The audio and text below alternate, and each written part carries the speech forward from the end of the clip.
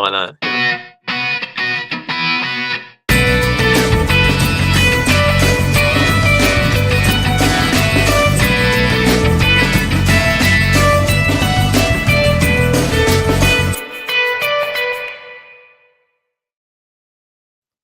Hello and welcome to the Franchise Tag Betting Show, Week 7. I am your host, Andrew, and joined as always with my co-host, Adam, the betting guru. I think that's what you called in our little WhatsApp group, you know. Oh, really? Yeah. You still going? Okay. Yeah, we're still holding on to it. You know, I've got the 2 winners in a row, but you know, you're the betting guru. I'm just the amateur. One day I'll get one. Don't worry. One day it will happen. I guarantee you one day. It's been a tough few weeks. As always, we've had a game already. It was on last night. If anybody stayed up to watch the game that even the Americans were saying they weren't even going to bother watching, it was the Saints versus the Broncos. It ended up 33-10. Bo Nix versus Spencer Rattler. Jake Hayner came in as well. Adam, what was your thoughts on the game? Have you caught up with the highlights yet? Have you not been bothered by it? What's your take on that?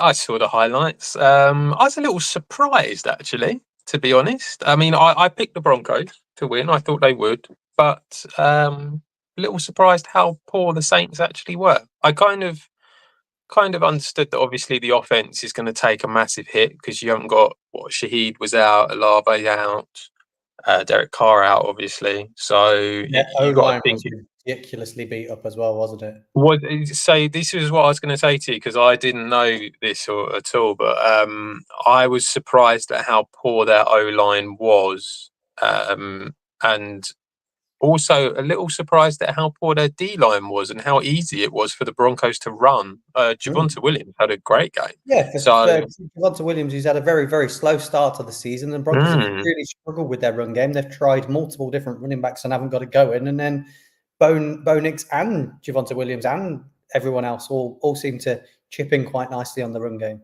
Yeah, so I was a little surprised about that. I didn't really see it coming. I thought it'd do okay, but I didn't really think it thought it'd do that. But yeah, the Saints were really struggled, and I think obviously with all these injuries, it's going to be very difficult, isn't it, for them to come back and be able to do anything. Unfortunately, they might end up losing a few too many games in the next few weeks with all these guys out because Shaheed's gone, isn't he, completely for the season? He's gone for the season, yeah. Carr's going to be out, they reckon, for another week or two. Don't know about Olave at the moment, and yeah, it's not looking great for him. Yeah, I think they were on their 3rd string center. They were definitely playing undrafted free agents in at guard as well from very small schools. So yeah, the O-line was definitely beat up and got names in it that you wouldn't usually have. So I think it's going to be a big struggle for them going forward. I'm quite surprised. You know, I think Spencer Rattler's a bit unlucky, although Jake Hayner did look better passing wise when he came in. But I do think, I know it's a bit of a dead game and there's not much opposition. I do think the Broncos have got something at the moment where it seems to be happening. I'm not, Bo Nix is not fantastic, but he seems to be getting the job done a lot of the time. And I'd say they're an outsider for a wild card spot this year. I think they do have the potential. The defense is really good, so they're always going to be started in good positions. If they can get that run game going like they did this game, then that's a plus side. Esteme's back as well. I think that's a big help. And it seems like Bo Nix is starting to get a bit more of rapport. I say rapport, he had it already, a bit more connection with Troy Franklin, who he played with at college. He seemed to be getting involved over the last 2 weeks. He's been involved a lot more, and early in the game, the ball was going towards him, not Sutton. So we didn't see that at all at the start of the season. Franklin was basically a non-factor, and everyone was going, "Oh, that's a bust." But yeah, I think as the season goes on, more's going to progress with them. Peyton's doing a good job there. Yeah. But we're not here to talk about last night, are we? That's not what we're here for. We were a little bit to talk about last night. We're here to talk about the odds for week 7. So let's bring them up, see what we've got. Now, you heard us say at the start, We've had 2 winners in the last 2 weeks on the FTAG5. It's going well. I think I messaged one of the guys in the group, but tried to work out what our actual tally was for the season. And could you hazard a guess at what you think we are? So you talking like just general, like every single one as an individual bet kind of thing? Yeah, our record on against the spread.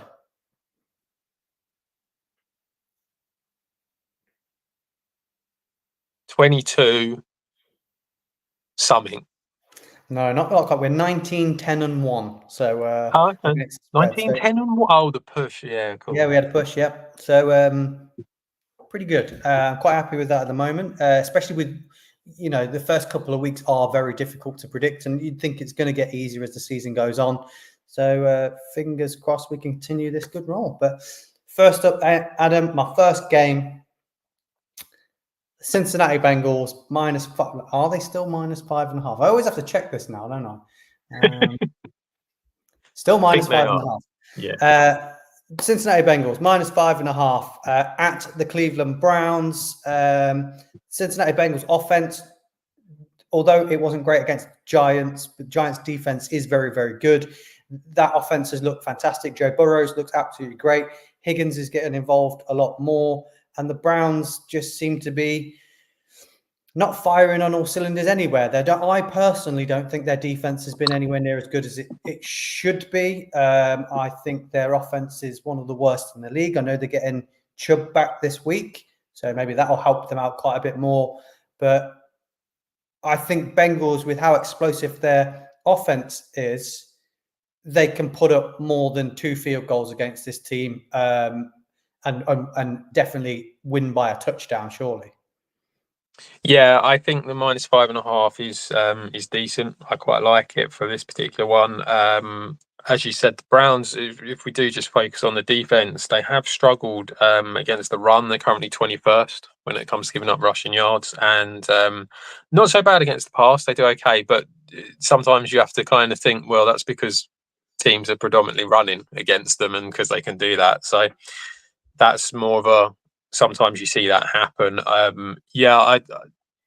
Defensively, as you say, I feel like they've struggled a bit. They have had a few injuries on the defense. I think they still have a few that's going into this game, which is going to be a problem for them.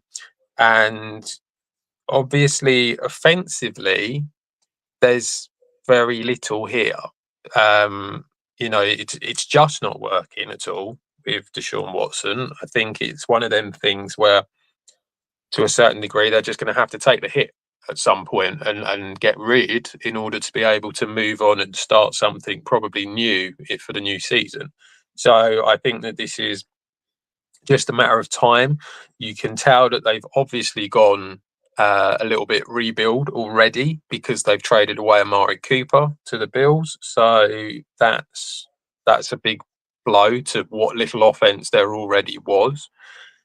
And it's just going to be very difficult for them to be able to do anything against this Bengals team who defensively they haven't been fantastic. They're actually worse again when it comes to rushing. They give up a lot of rushing yards and they're okay against the pass, but again, it's because teams can run against them. And so it is difficult. But as you say, they have got quite a dynamic offense with the like of Jamar Chase, T. Higgins, and Joe Burrow. And also, they've got a bit of a run game now, which I think is starting to get a little bit more to the fore that you weren't seeing at the beginning of the season. And I think that's because you're starting to see Chase Brown take over a little bit from Zach Moss here.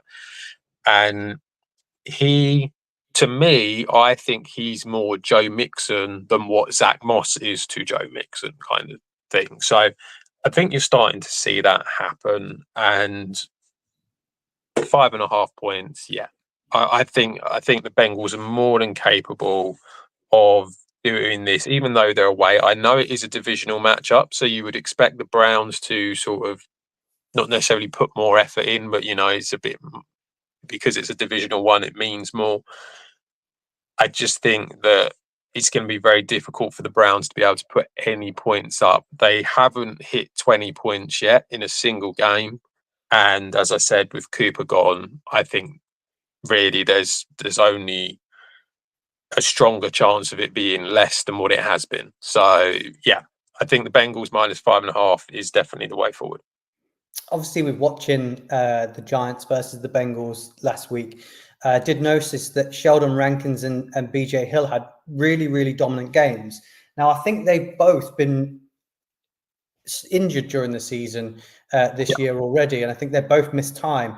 They both look fit and healthy. So that line now of Hendrickson, Rankins, BJ Hill, Hubbard, I think that if they're all fit and healthy, especially those two in the middle, it is a better defense, because their defense did look good against the Giants, who's, I know it's not the biggest test, and we can't mark that down and go, oh yeah, well, they're going to be great for the rest of the season, because the Giants, although they have been moving the ball effectively and efficiently, aren't explosive and wow like some of the other teams. But there's definitely signs from what I saw of better D-line play from the Bengals. So I think it'll only improve from the disaster that their defense has been through the first few weeks of the season. So yeah, I think it should be comfortable.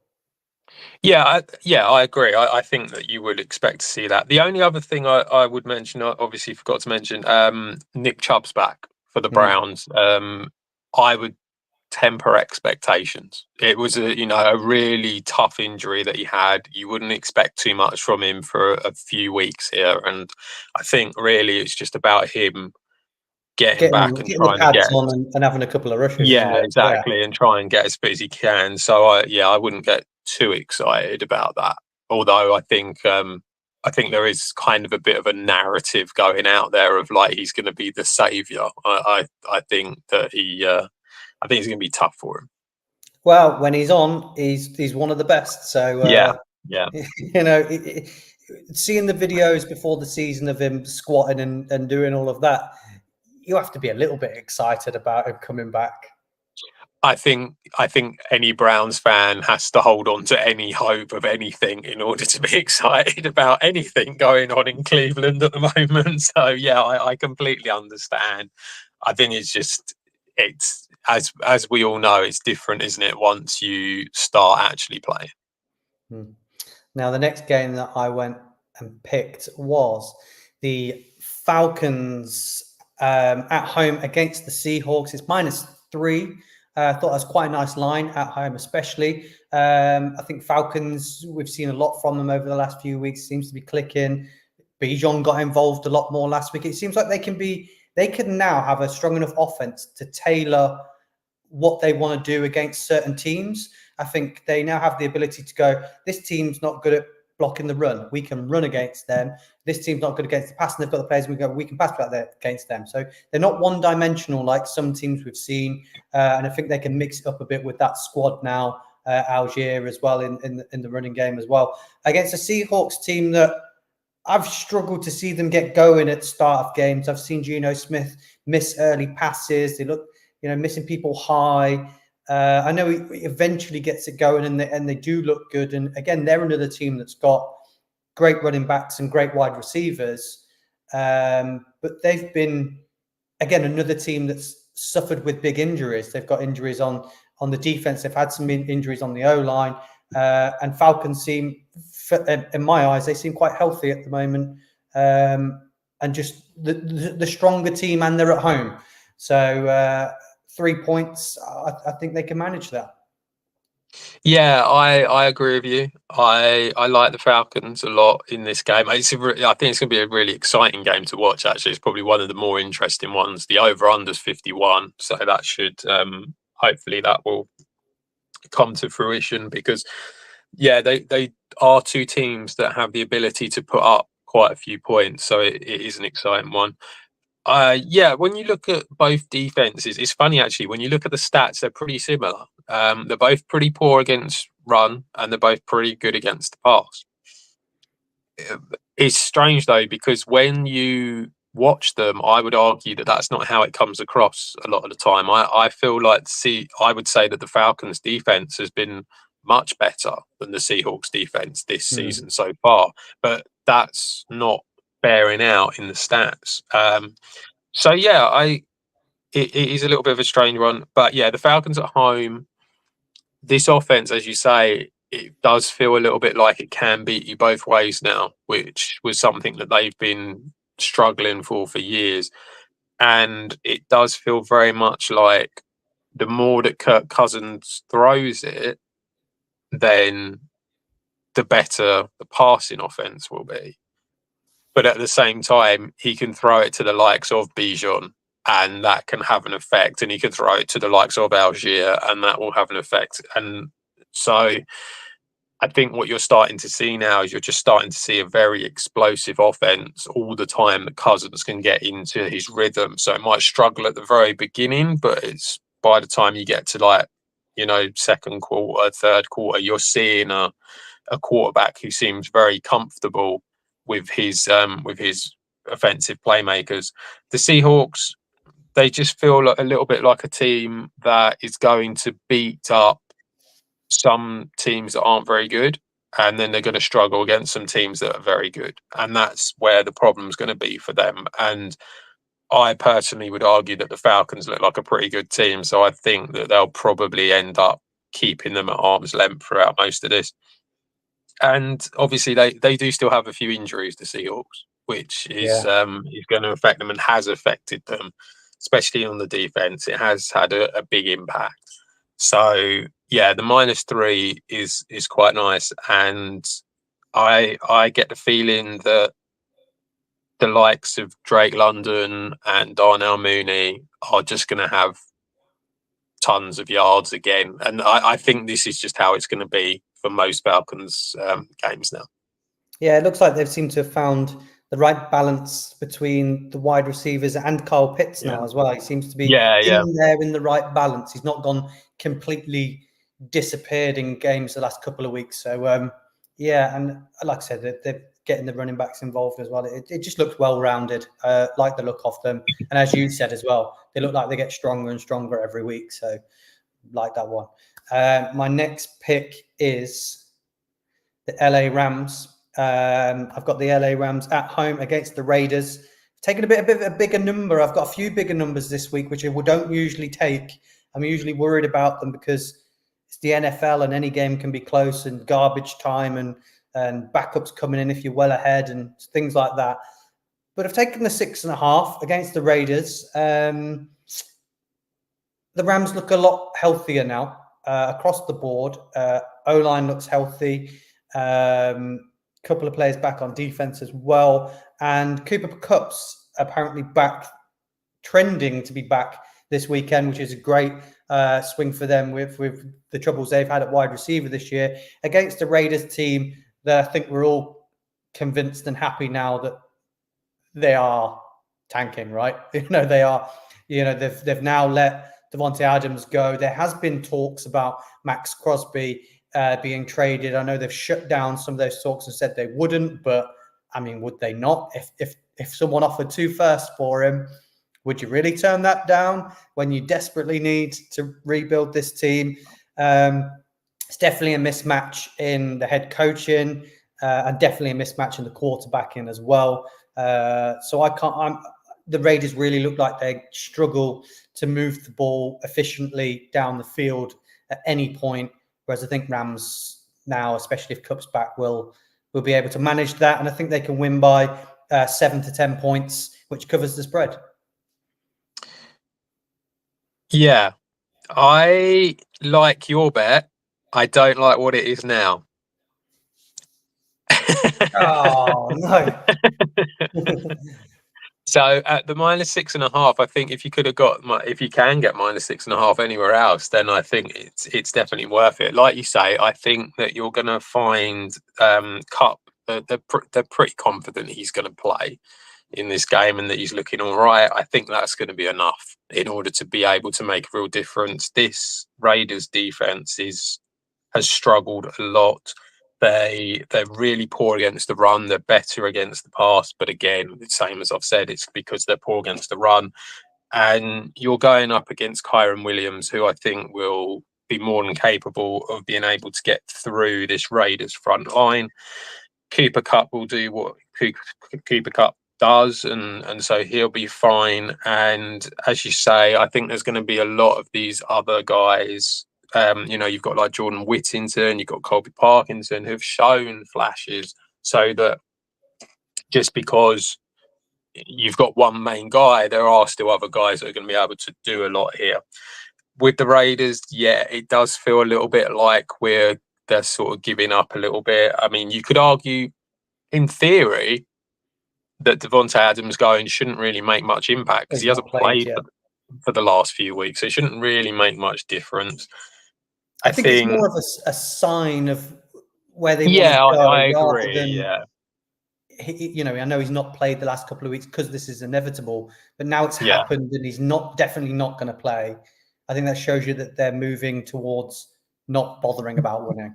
They're moving towards rebuild, aren't they? I mean, I think Aidan O'Connell coming in at quarterback showed that they were moving towards rebuild as well. Because as you said, he's a young quarterback. He's there for a while.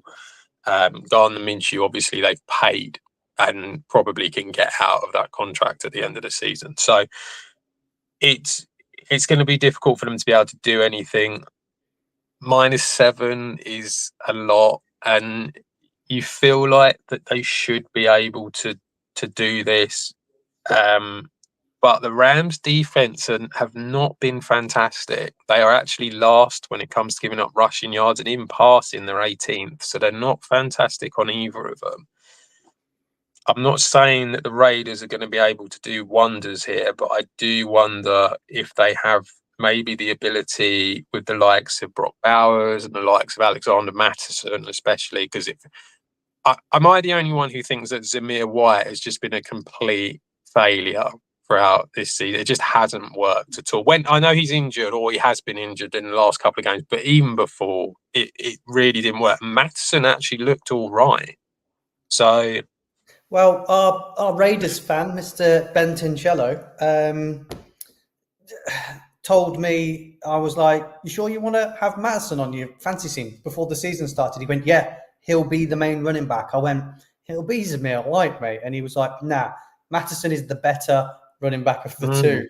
And I know he's not gospel. You can't take his word for anything, but he obviously watches enough of them to know Zamir White wasn't it. And he's seen enough from Mattison at the Vikings to go, that was better. So that tells you a lot. Yeah, exactly. So I think that you've seen over the last couple of weeks with White being out how well Mattison has done. And as much as we might think that the front office and the organisation are thinking about the future, we all know that when it comes to the actual games, these players are thinking about potential contracts elsewhere and their career, and so they're all going to try. I think the fact that you've got a Rams defense that isn't fantastic means that the Raiders will be able to put up a few points. And I don't know, like I say, 7 points is a lot. It's kind of the one that there's a couple I'm a little bit scared of, but this is one. They were really hard this week because the ones that are shorter spreads, I really think they are coin flip games or games I've got worries about. So that's why I've had to look towards some of the higher spreads and take a punt on them this week, because I couldn't call some of them, which we'll probably talk about in a minute. But yeah, it's tough. And I've just noticed, as we move on to my next game, that's also moved quite drastically as well. I ummed and ahed, and I thought, you know what, I've looked into this one enough. I took the Commanders. I took them at -8 at home against the Panthers. Upon looking at this and going, I know it's quite a lot. I know it's now 9.5 rather than the 8 that I got it at. But when I was looking at it, I was like, well, what, Commanders, I've watched them. I've thought they've looked good. What have they actually done? Well, they destroyed the Browns. They put up 34 points. They destroyed the Cardinals. They put up 42 points. They beat the Bengals in a bit of a shootout, put up 38 points. And they played really good football and scored 23 against the Ravens. And I was kind of going, so I've got no issue with them and how they put up points. And then when you look at the Panthers and go, well, what have they done? Well, they scored 10 against the Bears. They scored 20 against the Falcons, 24 against the Bengals. They've been destroyed in virtually every game they've played, bar the one they won. I think they've been beaten by 10 plus in 2, 3, 4, in all of them, bar the win. They've been beaten by 10 plus. So I was then like, Commanders' offense is good. They've been beaten by 10 plus in all of them. That will continue. I think this will be a 10 plus game. So although it has moved to 9.5, I still think they're winning by 10 plus. The stats show it. Yeah, so of the two, I'm more inclined to go with you on this one than I am the Rams Raiders one. I think that, as you say, the Commanders have Jaden Daniels has been great since he's come into the NFL, and they've got the offense in order to be able to achieve this and really put up a really high score here. Not only that, their defense, the stats sort of like put them down. The 22nd against the run, 19th against the pass. They're not amazing, but they are doing much better than what I think we all thought they would do. I think we kind of had it as though this was a team that was in a big rebuild. They're going to really, really struggle. And, they gave away their edge rushers last year effectively. And so we all kind of thought this is going to be very, very tough for them. But I have to say, they've certainly surprised me a little bit. And I think that they've just generally looked a lot better.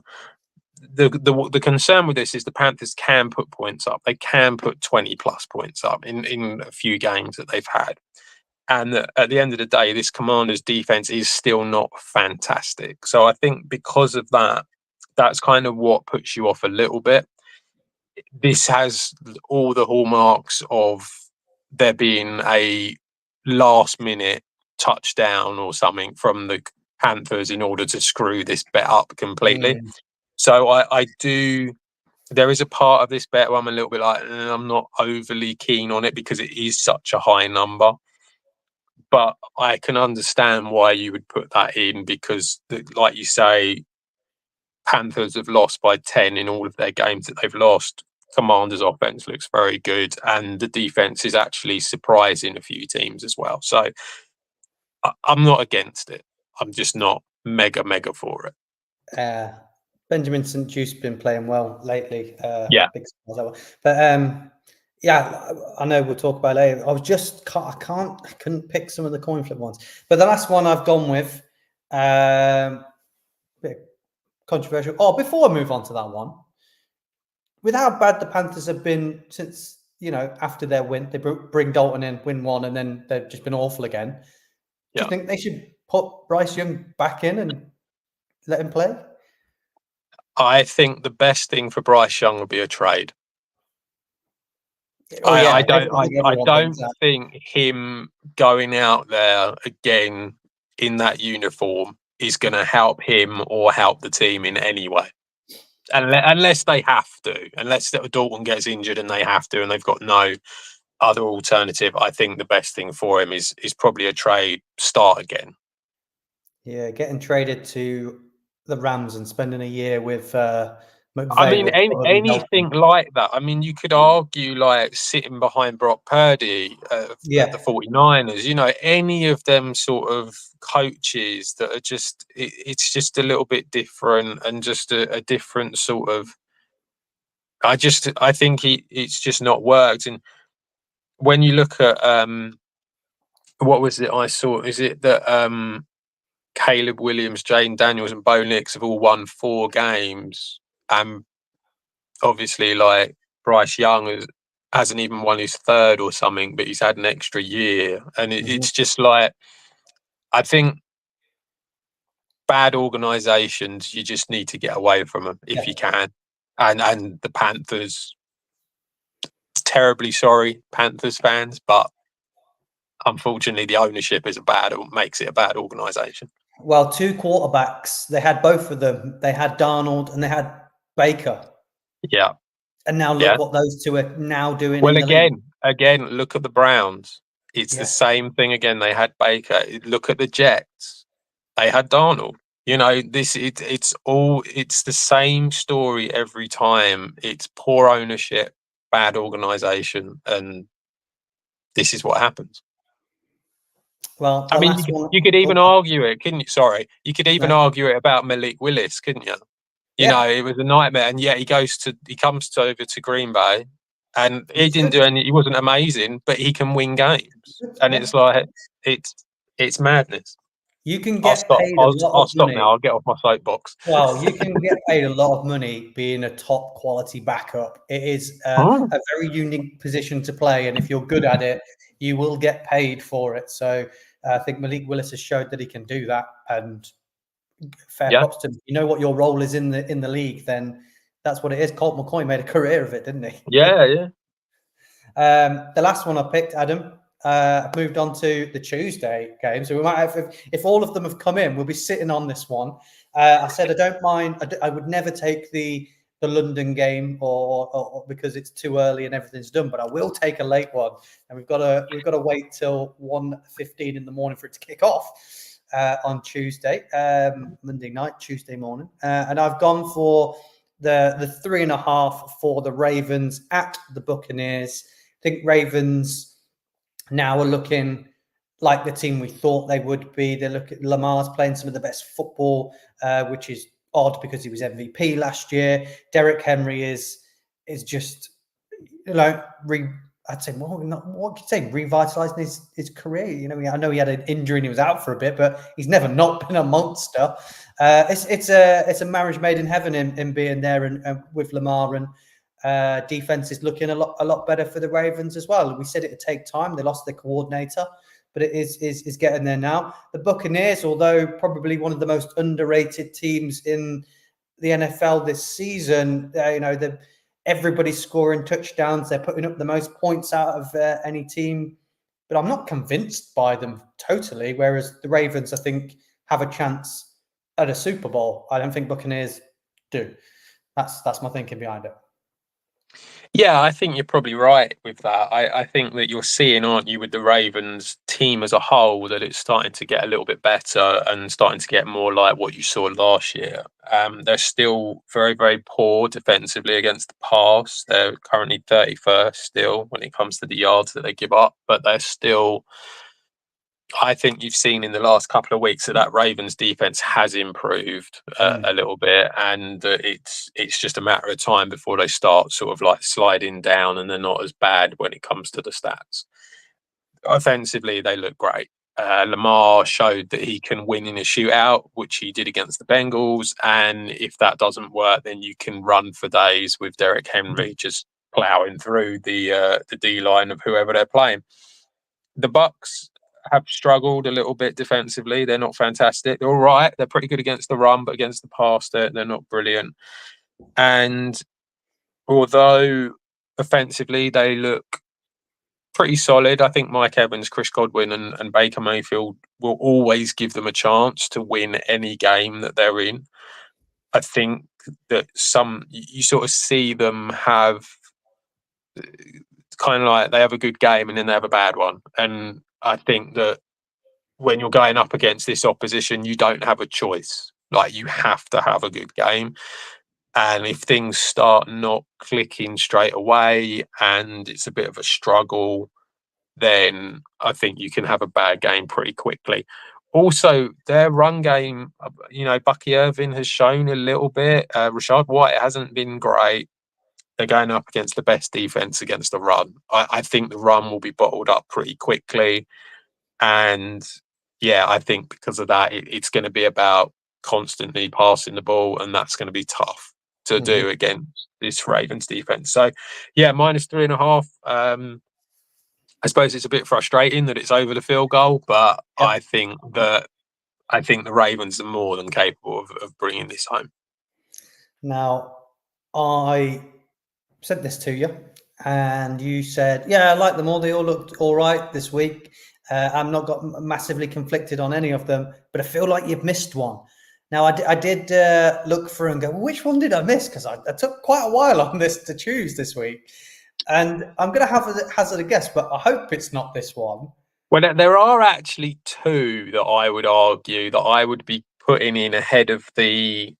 So just so everyone knows, when it comes to the pool that we do, to win the game, I've gone for the same ones that you have. So I do believe that you've picked the right ones, like winning wise. I Yeah, just think that money it's line, the 0.7 and the 0.9 and a Mhm. half now. Obviously, that's the issue. But yeah, there are two that I would probably pick ahead. But there is one specific one that I said that when we first said, I just happened to have seen another one tonight. Well, I looked at them. Obviously, we're ruling out Pats Jags. It's Yes. still in the game. The Detroit Lions versus the Vikings. I couldn't even tell you who's going to win that. I think it's going to be a very, very good game. And it's 1.5 either way. So I don't think it's that one. Packers Texans. I think Packers will win this one. I did think, man, should I put my money on the Packers? But equally, Texans have looked better now. They've got a run game. And I was like, I'm not massively sold. You wouldn't put your money anywhere near Anthony Richardson, and we know he's now starting this week. Well, we don't know he's starting this week, do we? So that rules that one out. He's meant to be. But Eagles Giants. he was meant to be last week. Now, I feel like you could say, Andy, I know you're a Giants fan, and there's always that hope in the back of your head that they can beat the Eagles. They have been playing well, and Eagles haven't. But don't be stupid. Eagles are going to win this comfortably. They've got their players back. AJ Brown's back, so maybe that's the one. I think Bills will win that, but -9. I'm not convinced by that much by the Bills at the moment. No one's never bet against the Chiefs. Maybe you've got the Chiefs as the pick, but 49ers roster looks better and they're playing better. So I have no clue which ones I've missed here, Adam. Are you actually guessing one or not? I'll go with the Eagles. You think I've missed the Eagles, and you think the Eagles will win comfortably? No. Okay. So the one I'm going to tell you, the one that I spotted tonight, which I think personally, I do still go with the mantra of you don't bet against the Chiefs. And I understand that the 49ers are on paper, it's a better squad. But if you actually look at the stats, it doesn't bear out particularly great for them. They're both very good against the run. They're both middle of the pack when it comes against the pass. You don't back against the Chiefs. And the fact that they're getting a plus, that's why I left it alone. the fact that you're getting the plus, that means that you always go for the Chiefs on it. But that's not the one. The one I'm going for is the Lions against the Vikings. The first now, one. I'm going for the +1.5 on the Lions side. And I understand the trepidation of it because obviously the Vikings are 5-0 and they've looked pretty good. The Lions have lost Aiden Hutchinson, which obviously is a big loss for them. But I have a sneaking suspicion now that that's going to be the motivation for most of this season now. When you look at the stats, you look at the defenses, they're very similar. They're both very, very good at stopping the run, and they're both very poor when it comes to stopping the pass. Now, we've been saying this for some time. However, the Lions have got two incredibly good running backs, and the Vikings haven't even got one this week because Aaron Jones is going to be out. So I think that's going to be a huge loss for the Vikings. We saw, didn't we, when they were over here in London, they looked pretty decent against the Jets in the first quarter or so. He went out injured, and all of a sudden that offense started to grind to a bit of a halt. So now you sort of think, okay, so that's the run game. Now look, if you look at the passing game, obviously they've got Justin Jefferson, Jordan Addison. These weapons are great. I personally would have more confidence in Jared Goff over Sam Darnold when it comes to being in a bit of a passing shootout type game. Well, it's going to be a shootout, isn't it? Look, exactly. The over's 50.5. Yeah, exactly. So you would expect it to be a shootout. And I feel like Jared Goff is more able to deal with that on a consistent basis. So I just sort of think to myself, well, if that's the case, and you're going to give me a plus, why wouldn't you take the Lions? I'm on your side with this. I agree with you. Like, I picked the Lions to win this week. I think You're just chicken. Vikings That's all get it their is. You're first just a loss. chicken. But when I'm putting it in an accumulator, I'm not, I feel that they're going to win, but I'm not convinced massively because there's a couple of games I thought Vikings will lose this one, and they haven't. So I don't know. You say I run think game. the Lions are a very good offense, and you Cam saw that Akers, against isn't the it? Cowboys. Cam Akers is going to be in for the Vikings. Yeah. So as I mentioned, Lions I have don't got know. two good running backs, He's and been the he's been the playing for Vikings haven't got one. he's been So playing for Houston. He's been playing well, and he was at the Vikings last year. So it's not new to them. He's not going to learn a new playbook. So I think in a shootout, the Lions beat them. yeah, I agree with you. I'm not saying no to you. I just I would kind of rather. I understand it's very sort of 50-50. I would rather be on that than hoping that the Rams defense suddenly comes well, good. we definitely think the Rams are going to win. Like 100% think the Rams are going I to I, win. I think the Lions are going to win. So. I think the Lions are going to win, but I have an area of doubt. I don't have any doubt in my mind that Rams are going to win against a team that doesn't want to win. I don't believe. Okay. What was the other game before we move on to Oh, the other something? one was just the Chiefs. You Oh, just just the don't back Chiefs. against the Chiefs. That's all. I just, like I said, I understand why you haven't put that one in because it is two really good teams. I get it, but there is just a part of me that's always like, you get if you're getting plus points on the Chiefs, I mean, Yeah. it can't be a bad thing. No, no, yeah, no, never, ever, ever bet against them. We learned our lesson last year, didn't we, Adam? It's funny actually because what it actually does is it kind of almost makes it that you just don't back anything that they're involved in. More than backing them, it almost like you don't even bother I because you're just don't like, think, well, they're I going to don't win. think they're good at covering the spread when it's over a touchdown. I think they're bad No, at that's that. true. So, I think that's when you They're stop. not an explosive No, they offense, win really, tight are games, they? don't they? Yeah. Yeah, yeah, I think that's when you leave them alone and don't back them. But any yeah. other time, you back them. Adam, Mhm. touchdown scorers, what you got for us? Yeah, so anyone over 2-1, it's becoming a struggle. It really is becoming a struggle to find them, but there are a few out there that I like the look of. First one, Bengals Browns game. This is more just purely because Amari Cooper's gone, and you got to hope that something's going to click at some point from the Browns side. I can't help but think that the ball's just going to continually go to David Njoku. He's at 11-4, and I just think that that's where the ball's going to go. So if by some miracle that they get within about 15 yards of the goal line, then David Njoku, I think, will be the target. And so at 11-4, I like him. Another one that I like the look of against your Rams for the Raiders. I actually like the look of a couple of prices on this one.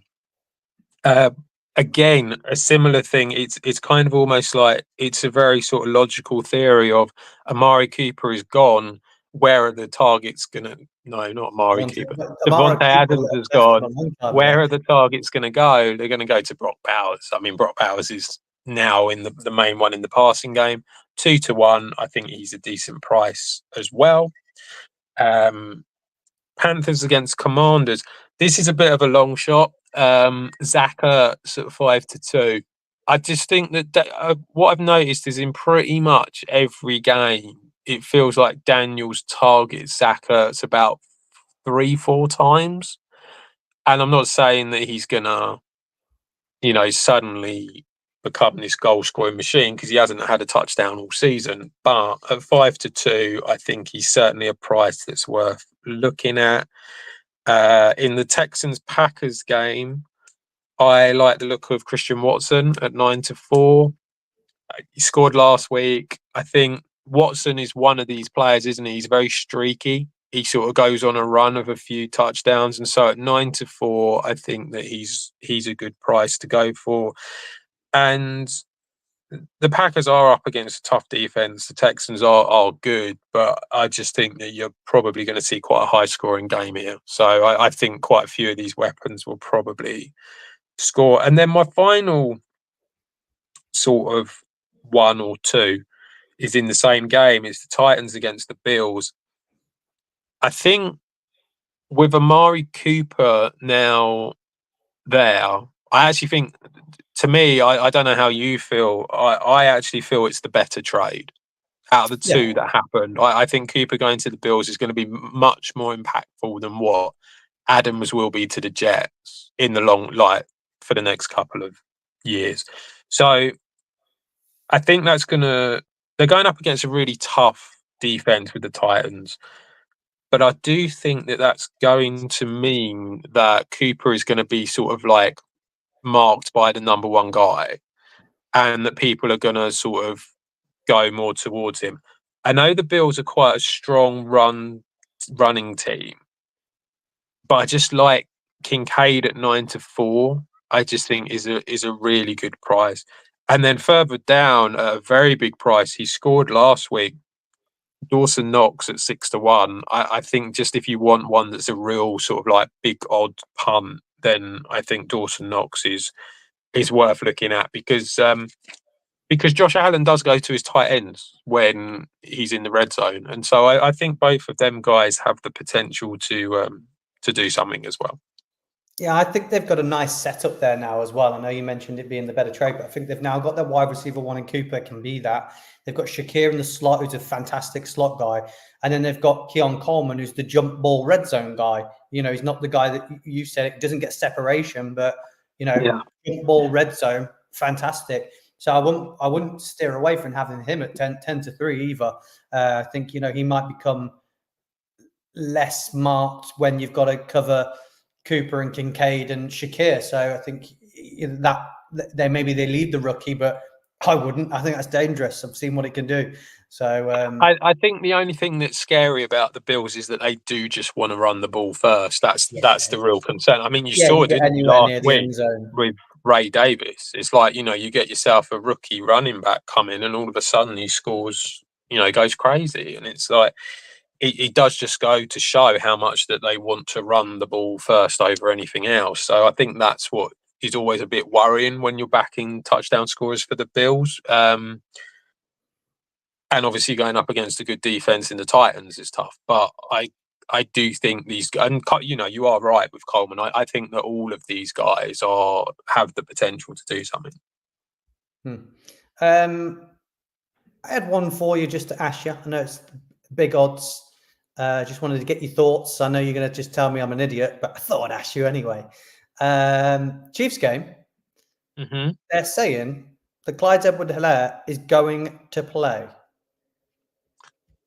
Well, he's off the PUP. I know that. They reckon he's going to play. He's 5-1. Any chance? Who have they? They've got Kareem Hunt, haven't they? Yeah, I know they've got Samaje Perine, but Edwards-Helaire's been there a long time now. Well, I know he's not years, but he was always used with Pacheco when he was around. So I know he's had his struggles. It's not been a fitness injury or torn ACL. It's been off-field issues. He's obviously ready to come back. So sure, if he's ready to come back, it's plug and play. I think they won't use him loads, but they might trust him to get in the end zone. Yeah, I think I mean, he's a big price, so it's not a bad one. Isn't it? If he doesn't play, it's money back on. I know we bet 365. Yeah. Anyway. If you put your money on that and he didn't play, you'd get your stake back. I suppose the concern is that he's going up against the 49ers defense that's pretty good against the run. I think that they'd probably stick to Kareem Hunt. I could see him, like you say, he might get a few snaps, but I just don't think he'll get much, and so that's the problem. And the other one I like is a guy that I followed big in college, and I really liked him through the draft process. And then he went to the Panthers, and I thought, I don't mind that. That's a decent spot. And over the last 3 weeks, he's got a lot more involved. I know you know I'm going to, because I mentioned him to you quite a few times. That's Jalen Coker at 7-2. He's got involved a lot more. I like the odds.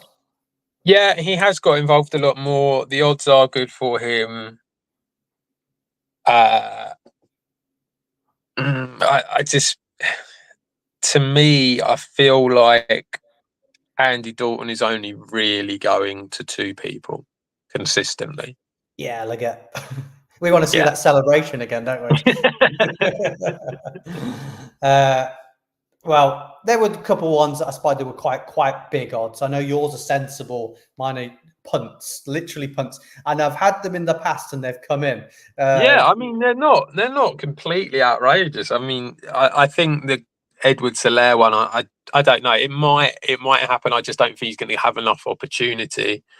Coker is, like you say, he has been getting on the field a lot more, so he could well end up getting something. But like I say, Dalton, yeah, I feel like he only goes to two guys now. Right, some trebles, Adam, where we're run over them quite a lot longer than we usually are. You need to shut me up a bit quicker.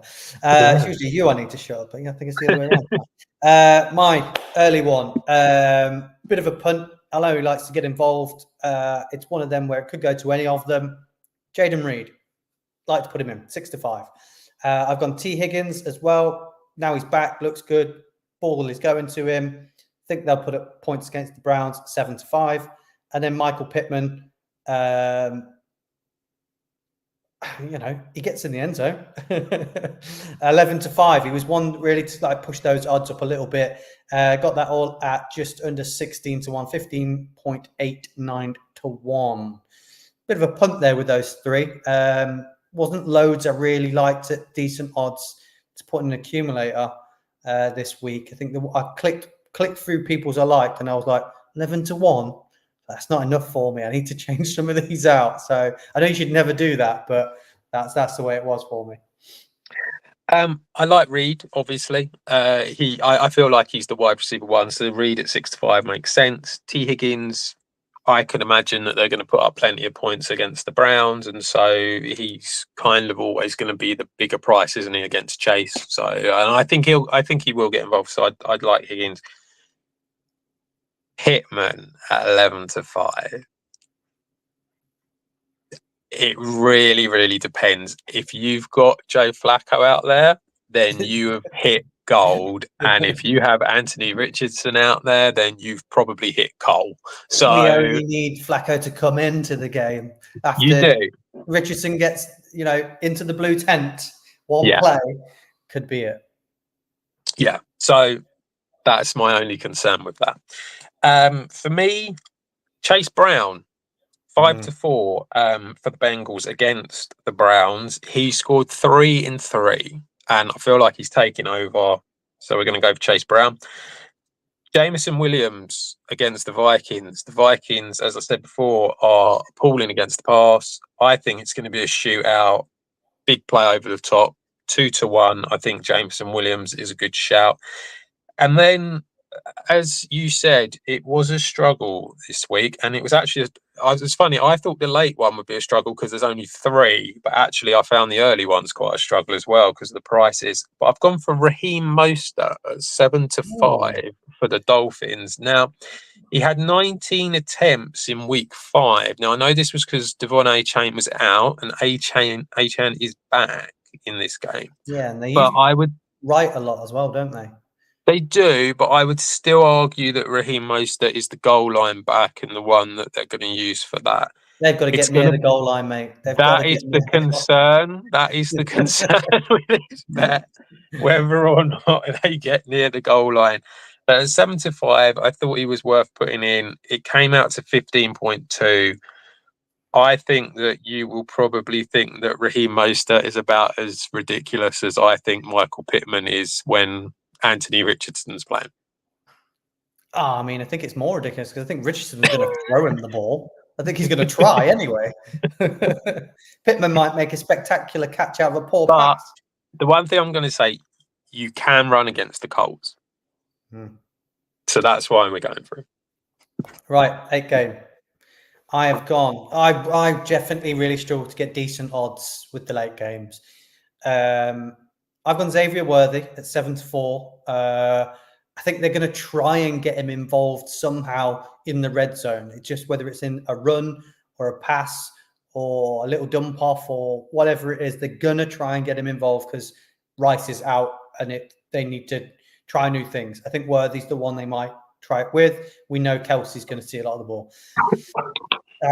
In the Raiders-Rams game, I really struggled because I don't think Raiders are going to put up many points. And if it is, it probably is Mattison, and the odds weren't great. And then the odds were terrible on Cup and Kyron Williams. So I thought, where else is it going? It seems to be going quite a lot to Whittington. So I've gone with Jordan Whittington at 2-1. And then my final one. Now, I've had this bet a few times, and it's very, very, very, very nearly come in a few times. And I've gone with Jaden Daniels at 10-11. And that all comes in at 14.75 to 1. Wow. Okay. So, yeah, I like Worthy. I think it's a fair point to make. Obviously, a lot of the ball's probably going to go to Kelsey, but for the long play over the top, obviously Worthy makes sense. Whittington, I like. It's really just going to be about whether they try and just force it to Cup all the time. But you got to feel like first game back, they'll probably spread it about a bit. So I like it. Jane Daniels, yeah. I mean, yeah. You would hope so, wouldn't you? But you know, we were there. How many weeks? How many weeks have we been here with Jaden Daniels and you? So that's a tough one. But yeah, it's not a bad one. Whittington's probably the biggest concern of the three. But yeah, I needed it for the odds. 2-1 really pushed it out. Yeah. So I have gone for Xavier Leggett for the Panthers at 9-4. 2 touchdowns in 3 games. As I said, I do feel like it is Deontay Johnson and him now. That's where the ball's going all the time. So really like Leggett at 9-4. I have gone for one of the guys you were talking about in the Rams Raiders game. I've gone for Alexander Mattison. I just think that the Rams are 32nd against the run. He's scored 3 times this season. I just believe he's going to take the job over Zamir White. So I liked him at 7-4. And then finally, tight end 1 in fantasy football, George Kittle, who has had 5 in 5 touchdowns this season at 8-5. I think obviously you're going up against the Chiefs defense that is very good, but they're probably going to try and take out Debo, and they're probably going to try and take out Ayuk. And I just feel like that Kittle is going to be the one who he always feels like the last option, yet always feels like the first option for Purdy. So it is very odd. But at 8-5, I like the look of him, and I think all 3 of them can be relevant because McCaffrey's not there. And I think that's the good side of it. Also, they're probably going to have to pass the ball a bit more than what they have done before because Jordan Mason, I think he is going to play, but he's going up against the Chiefs team that's very good against the run. So I think at 8-5 is a decent price. All 3 of them, 22.23 to 1. Gone for some bigger odds. I don't know. I like the George Kittle bet. The other, I think Mattison's, he's a for sure if they do get anywhere near the end zone. Yeah. Leggett might be the struggle, but I do like him. I think he's fantastic, and as I said, we want to see that celebration. So that's what we're there for, right, Adam? That's all we've got time for this evening. Good luck to all your teams that are playing. Best of luck on all the bets. Fingers crossed. We've got another FTAG5 bet coming in. But till then, guys, keep it with the franchise tag, and see you again very soon.